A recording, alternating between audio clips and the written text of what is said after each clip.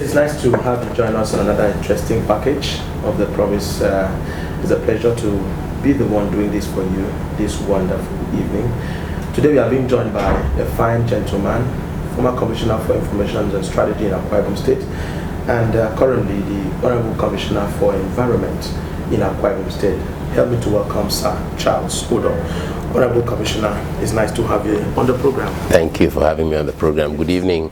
Yeah, well, I must say, let me congratulate you. This is the first time you are speaking since your new office, Ministry of Environment, from your former office, Ministry of Information. How has it been like in a new ministry entirely from the one you've superintended for more than 4 years in the state? The only constant thing in life is change. And of course, so when the mantle of leadership of Minister of Environment fell on my laps, and through the magnanimity of His Excellency the Governor, I took it as a challenge. And then I had to fall back on my consulting background. I spent the first 13 years of my career was as a consultant. So I had to fall back on that knowledge, on the skills I learned back then to try and pilot the affairs of the ministry. Since August till now, it's been an interesting journey. It's been one not without its challenges. I had to update my knowledge in areas that that were not originally my core areas. But it's an interesting journey, I must confess. I must also commend you because you've made some interesting milestones in the Ministry of Environment. That is the focus today.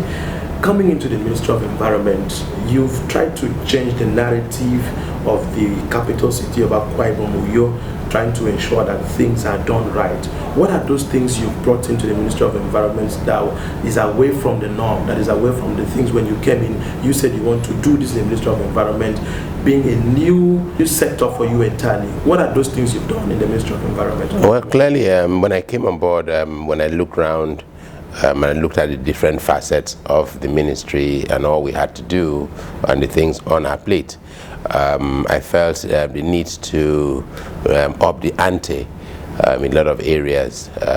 For instance, not so much had been done in terms of environmental health. Not so much had been done in terms of sanitizing the outdoor advertising practice in the state. Of course, the activities of illegal dredging and sand mining had also become so much of a concern, even becoming a security concern. And so I felt that we needed to dig up into our arsenal and then find ways of ensuring that in every facet of what we do, we're doing it properly.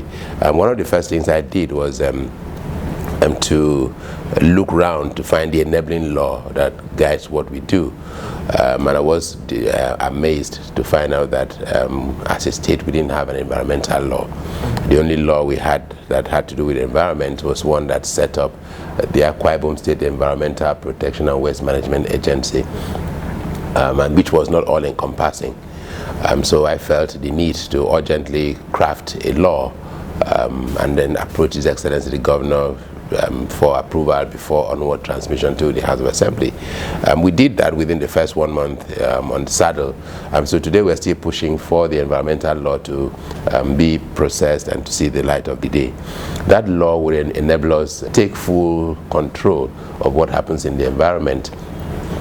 Now let's go to one of the issues that you focus on as a ministry, which is the issue of street trading. How far have you gone? Because if you go to the frontage of the State Secretariat, you see a lot of people still selling. What are you doing about street trading? Well, rest assured, one of the other things that we also did was we approached His Excellency the Governor with a proposal for a beautification policy for your capital city. That beautification policy was presented to ESCO, and ESCO reviewed and approved that beautification policy. That beautification policy is all-encompassing, from tackling street trading and illegal markets, to review sanitizing the outdoor practice, to ensuring that all posters are no longer posted anywhere and indiscriminately, banners are not hosted indiscriminately. So it's all encompassing. Like I also said, the environmental portfolio is so large that you can't tackle everything in one day. So what I decided to do was to begin to pick the issues one after the other. So street trading, yes, we had issued a press statement alerting people to discontinue street trading. Right now, we have 50 young men that we've recruited as the task force. They are undergoing orientation. We're making uniforms for them to get them up to speed to tackle that. Street trading is not something you go one day raid and then you abandon. It has to be a continuous effort, and then over time it will sink in. Plaza is also a notorious place. Ibom Junction is a notorious place. So those are the first places that we'll tackle. Once those guys are ready, we will unleash them fully. Our first target will be to clean our plaza, and then after that they would go towards Ibom Junction, clean it out, and then we'll begin to look at other trouble spots in the state. Let's look at the issue of illegal billboards in Uyo. We've also heard and seen that you are also in your tools to ensure that the illegal billboards you've destroyed most of those billboards. But you've said that this administration is about creating employment, and when those billboards, which are owned by people, are being destroyed, don't you think that they are also taking food from their mouth? Beautiful question, I must say. If you heard me speak about that, yes, you want to create jobs for people. You don't need to want to create jobs. And armed robbery is a job which is illegal. And there are some jobs that are illegal, even just putting food on your table. We're not saying people should not practice billboards, but it must be done properly. You can't have a state where you have thousands of billboards, or millions of billboards, and then you have only 13 operators, and you don't know who owns the billboard. And so what you find is that indiscriminate hosting of billboards, and then people have one-off ceremonies, and they go apply for billboards in the past and get approval, hoist that banner for that event, and after that abandon the structure. The structure becomes a threat to human lives and properties. And so what we're saying was that, look, people must come out, it must be regulated. Radio is regulated, newspaper is regulated, a lot of other sectors are regulated. So we need to regulate that sector. We're not saying people should not host a billboard, clearly, but we're saying, look, for you to host a billboard, you must follow the processes. You must be registered. We must also give you the specification of what to put where. You cannot host any kind of billboard anywhere. And then we must also regulate the numbers. And then ultimately, what we are aiming at is that beyond clearing, enhancing the ambience of the environment, we are also creating more jobs for the owners of the billboards. Why? Now, for instance, if you have in a roundabout, like State Secretariat roundabout, that you had maybe about 20 billboards, all competing for space, in communication which you are with, that's noise, nobody can see anything. So the owners of the billboards cannot even charge a premium. So they can't charge a premium, so they can't expand their business. Advertisers cannot even pay a premium because there is noise. And so, but if you have a limited number, say 2 or 3, it means that the owners of that billboard can have more business, okay? Because more people will be clamoring for that space. Now, of course, basic laws of demand and supply will come into play there. So, of course, that guy can grow his business, can expand to have a mega business. But right now, the way they were practicing it, they had pockets of small people running those businesses, and they can't grow the businesses. Half of them couldn't even pay their staff salaries. So I'm saying, look, today, with the new structure, it means that once you are registered, you know that this is your bread and butter. So if you locate your billboard space, you fix that billboard, you're going to maintain it because you want it to look good, to attract people. And then the billboard is located in a place that is visible enough. So more advertisers will want to come in, to want to patronize that billboard. So basically, what you're going to have more turnover of people wanting to use that billboard, and we're not going to have empty billboard spaces all over the state. Half of the billboards we are seeing on the street were not properly done. So as you're driving past, you can't even read. So it becomes nuisance in the environment. Is there any specification for most of these billboards? For you to approve one, do you have specification? Oh yes. For some areas, for instance, we're saying, look, major roads, trunk A roads, dual carriageways, you can only have the unipolar, gantry, or an LED. Why we're saying so is that if you're on highway, dual carriageway, anything smaller than unipolar is wasted, nobody can see. So we're saying, look, once you have that, on the smaller roads, narrow roads, where people have to drive slowly, okay, you can put the 48 sheets, the smaller ones. Then on major roads, for visibility, for professionalism, for aesthetics, for functionality, you must have a unipolar, an LED screen, or a gantry. That will give up what you need. After the approval, do you also look at the aesthetics, the quality of billboards being printed and mounted? No, content is not within my purview. Content is within the purview of APCON, Advertising Practitioners Council. Partnership with APCON? No, well, you see, you can't regulate content. You can regulate the physical structure. If I decide to put my picture on a billboard, they can't stop me. APCON has the right to regulate what goes on a billboard. So there are laws, so I'm not going to APCON's business. My own is the physical structure. Of course, the content is APCON's business. Once APCON, that's when you see, if you go to see some billboards, APCON puts their red mark or remove and all that because it's not approved. So there are standards set by APCON. I'm a member of APCON. I'm a registered member personally. I'm a registered member of APCON. So there are standards that must be maintained, which is APCON's business. When most of these billboards were destroyed, have you also got in contact with the owners of these smaller billboards? No, we didn't destroy billboards indiscriminately. I made the first announcement on January 6th about this, what we're planning to do, and I gave specifications. I invited everyone who owned a billboard to come and revalidate your ownership for free. So that they'll come. If your billboard does not meet specification, I'll give you another location free of charge. Of course, only 13 people turned up. Out of? I don't know. There's no database, so I'm trying to create a database. There's no database today of billboard owners except the 13 that I know. So the 13 guys turned up and said, look, I own this, I own this, I own this. Who owns the other ones? Nobody knows. And so since after 1 month, nobody knows, so I chopped them down. I'm going to continue chopping them down. Let's also get into the issue of illegal mining in the state. You've gone to most states, and are you aware that there's a resistance from most of these illegal miners, and they've said that, hey, you don't have the power for you? Well, they're in court. There are 6 of them are in court. Right as we speak, 6 of them are in court. So the court will decide whether they have powers or not. If I didn't have powers, it wouldn't take them to court. So of course I picked them up because I said, hey, look, my job is, look, I'm Commissioner of Environment. This is Akwa Ibom State. If you have to mine, there are laws, there are permits you must get. So show me the permit. Here you must get permit from Mines and Steel, right? You must get permit from Federal Ministry of Environment, right? You must get permit from NIWA, right? If you are doing on water. So show me. And when you show me, then we can begin to discuss from there. But they don't have. So I'm saying, look, I'm challenging all of them. I said, look, if you say I'm doing illegal, when I pick you up, then bring the documents. Come and go to court and challenge government. Government is not practicing illegality. Okay, we are saying, look, if you have to practice, it's even a security issue.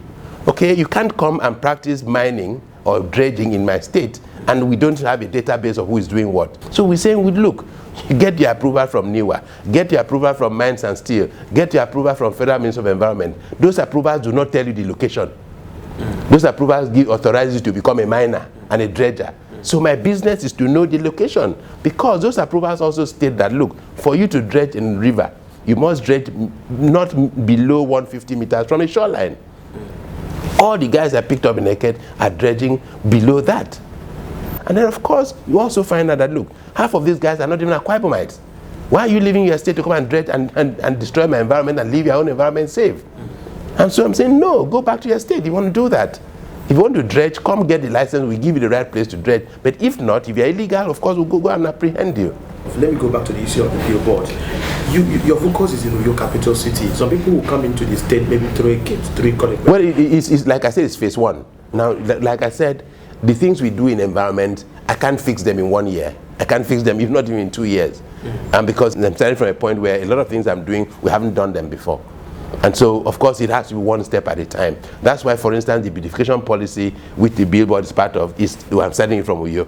Once we set the template from Uyo, then we'll begin to move into the hinterland. Now, the dredging, of course, dredging is critical.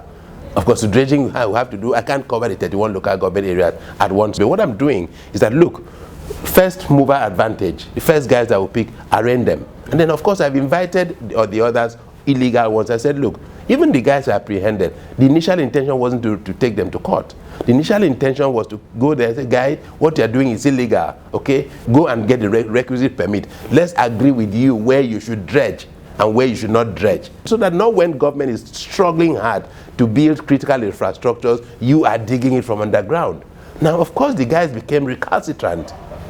They became recalcitrant and resistant. And so, of course, I've been to Naked. I didn't arrest anybody naked. I've been to Ibom, but I didn't arrest anybody. But of course, those guys that were picked up were recalcitrant. They challenged government.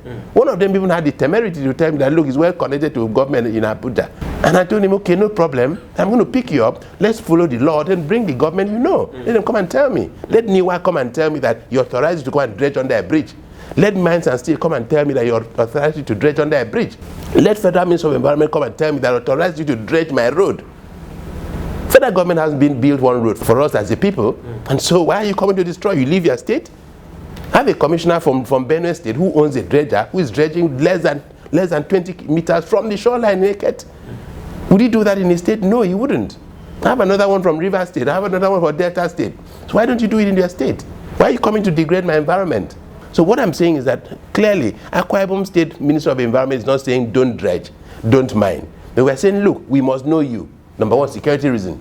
So we must know who you, where you are dredging, and how you are dredging. We must also know you so that we know that you are not dredging where you are threatening a critical infrastructure. We must also know you so that we'll be sure that, look, you even have the right to even dredge here. That's why we must know you. So we're not saying don't dredge. We're not saying dredgers will get out of business. No. We are saying, guys, we must have a database, and then you guys go form an association so you can even dialogue with us. Government can even think of giving you incentives. Let me come to you on the issue of, you mentioned about reward system for people that are in line with the health. Brilliant.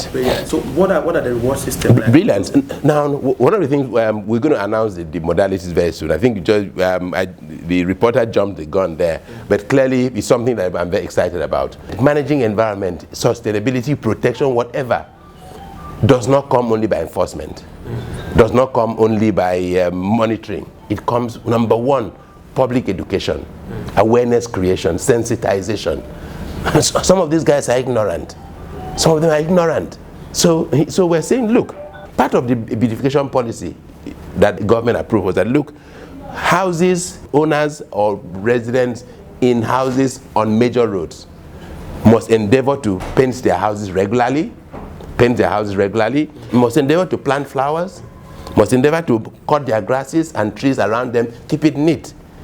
And then we are also saying, look, owners of undeveloped plots in built-up areas, okay, empty plots, two options. Either you fence and put a gate to prevent hoodlums from turning into a hideout, or if you can't afford to put the fence and build a gate, you ensure that the shrubs and grass are being cut below knee level, so that we can see anybody inside that premises. Now, of course, these are things that you can't stamp your foot and say, by force, you must do it. Otherwise, government will look and sound insensitive. Now, this is not to witch hunt people or chase people out of a job. This is to ensure that, look, we must set standards.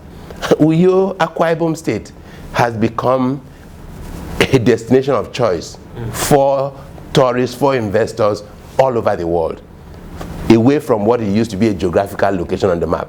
So we must make our environment such that the world want to come again and again. Now let me come to you on the final note. The IBB way in Rio has been a call for concern for a very long time now. What is the government doing about restoring the IBB way and to ensure that flooding is not going to be in Rio capital city when rainy season comes and during times that people can just move around the road easily and freely? Well, good news is that the 15-year trouble that we've had with IBB, flooding and all that, is almost over. Right now, work has gone very far. Recall that the state government had awarded contract in May last year. That was shortly before I got on board the Ministry of Environment. And then, of course, because of the drama of COVID-19, NSAS and all that, work couldn't start in NS until October. But between October and now, we have had to ensure that the China Road and Bridges Corporation sometimes work overnight to see how we can at least be able to tackle a significant part of the flood issues before the onset of the rains. That contract initially is a 19-month contract. But of course, what we have tried to do is to push them as far as possible so that before the onset of the rain, we would have to at least contain the rainwater. And then because of the magnitude of the project, initially the length of the drain was 7 kilometers. But of course, because we had to divert in some locations to save some critical properties. For instance, the residence of the police commissioner was threatened. Uyo Capital City head office was threatened. When the critical path of the flow, and so we had to redesign those segments to avoid pulling down those structures, and so that has increased the length of the drain from 7 kilometers to 8.4 kilometers, and now cutting across 17 communities in 3 local government areas. So it's a massive project, and the drain is as deep as 10 meters and as wide as 8 meters, and it's a combination of covered and uncovered drain. Now, why is this covered and uncovered? In locations where we have it, in built-up areas, we can't afford to have that magnitude of drain left uncovered, because it will become a threat to human lives. And so in built-up areas, the drain will be covered on the ground, so you wouldn't know that anything on the ground. And in areas where where we have to leave it open drain, we are still going to put perimeter fencing. Because, hey, we are building an artificial river, 10 meters deep, 8 meters wide. A truck, if you go to the side, remember one of the days you take your TV crew to site, a truck goes in, you won't see the truck from the surface, the truck that goes to take the sand, that sand is being excavated. So it's massive, which we are embarking on, and then all resources. Right now the state government has provided all the funds. We've paid compensation to about 499 people. That was on phase 1. We're going to start paying the next phase by next week or thereabout. And so we are working day and night to be sure that at least by the onset of next rain, even if we don't curtail all the flood water, we would have done something significant. And then most importantly, today, the drain we are building is following this. There is a drainage master plan for you, which had never been followed. And so what we are doing today in the ministry is that every construction follows the master plan for drainage in the state to ensure that we don't solve one problem here and create another problem there. And now, unfortunately, when that drain was built, they didn't take into account the drainage master plan of the state. And so now we have to pay the people we are relocating in those locations. We paid compensation before when that drain was built and relocated. Now we are going to have to relocate them. And so we're saying, as a responsible government, going forward, that will not happen again. We must take account so that today the drain we are building, any part of Uyo, you are linking a drain to that drain, will evacuate water, because IBB is the lowest point in Uyo. And so that's why the drain is as deep as 10 meters to take water from that. So any other point in Uyo is higher than the drain. Okay, so water will flow into that drain, so you can link it from there. That drain will take water from Atiku Abubakar, will take water from Mechanic Village and State Secretariat, and then up to Ring Road 2. It's going to cross Ring Road 2. You do take water out of Ring Road 2. It gets to Akaitinan, around, what do they call it now? Ikora Panabia. It will cross that road into the Area C police station. All the flood water around Police Commissioner Area C, all of it, we are taking it with us on our way to Ibesiko. A lot of people have said that if the Ministry of Environment is in charge of, probably most churches are being sited in residential buildings and they are causing environmental noise pollution areas. Are you also looking to issues like that? Those churches can go to a particular area, not disturb. Well, this is a noise pollution app on my phone, so all my environmental officers have. Now that will be the next one. Like I told you, there's so much we need to do. So and then we don't have the resource to tackle all of them at the same time. So noise pollution will be the next level. Today, what happens is that for people to comment or make complaints about environmental issues, they have to write.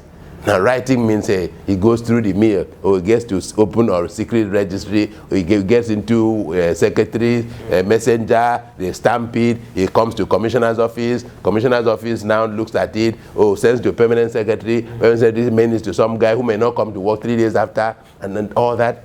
And so I want to bypass all that. Okay. Now what I'm going to do is that, look, we have a dedicated phone line. Okay, I'm going to put a youth copper on it. That, hey, your job, 24 hours you are with that phone, okay? We won't take calls, because so that people will not say what they shouldn't say. So send us, if you have pictures, environmental issues, let us know. And then send us a WhatsApp. If you have pictures, flood, send us the pictures, we'll tackle immediately. Send us location. Even if you can send us the GPS location of where the issue is. If you can also send us a text message. I must say you have a lot in store for quite many people in the Ministry of Environment. And I also say, could it be that you are following the words of your boss, His Excellency, our leader, Governor Honourable Emmanuel, when he said that commissioners should be creative? Are you also creative? Well, by my course of study, I studied creativity, if you want to say that. But again, for me, I think also, it's about taking up the challenge. For me, champions are not made in the ring. You want to eat an omelette, you must break an egg. And I think what has worked for me a bit, helped me a bit to settle in, is the fact that I was a consultant. And being a consultant, I had opportunities to work across all different sectors.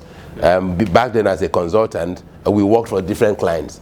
So we go to clients to try to solve different problems for different clients. And so I had a bit of experience in almost every sector. And then getting into the bank also, and being brand manager and communications manager for different banks, meant that I needed to understand the product of the bank, needed to understand the customers of the bank, their businesses, and then the world around them.